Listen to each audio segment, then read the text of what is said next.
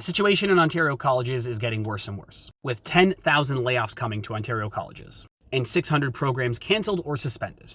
And not just that, we're seeing colleges reduce their usage of AC as a cost-saving measure, because that's what helps people learn, being in a really hot room. And I'm sure that lowering the AC is definitely going to make a dent in the budget. Once again, this is an example of Doug Ford's actions having consequences. And there's a valid conversation to be had about whether or not all of these college programs were necessary. Let's run down really quickly what happened, okay? Doug Ford cut funding to colleges and universities, and he also put in a tuition freeze. This meant every year colleges and universities had to pay more money in order to keep up with inflation, without having more revenues. Here, kiddo, you want bunny?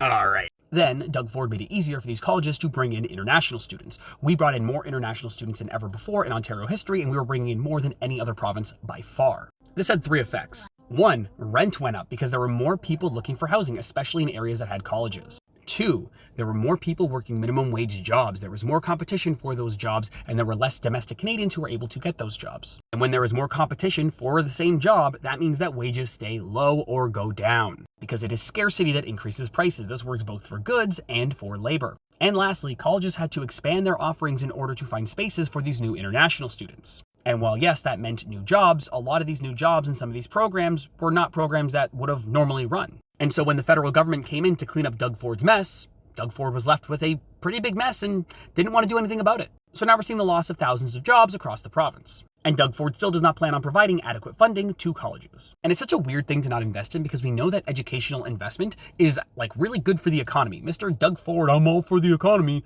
doesn't want to invest in the economy, which is a really weird thing to do. Maybe, just maybe, it's because Doug Ford doesn't care about you, he doesn't care about your kids getting a good education, and he doesn't care about the economy. He cares about his billionaire buddies. Doug Ford cares about wealthy people in a room slapping him on the back and saying, "Good job, Doug," while his SEALs all clap for him. Because it's been almost 8 years. If Doug Ford actually cared about the province and the economy, he would have done something by now. Other than, sell his family business to a company that has ties to the spa company that he gave a sweetheart deal to in order to build a spa in Toronto that he then spent almost $500 million to build a parking garage for. But as Doug Ford would say, that's just how business gets done. If you want to stay updated on news and politics in Ontario and Canada, hit the like and follow buttons.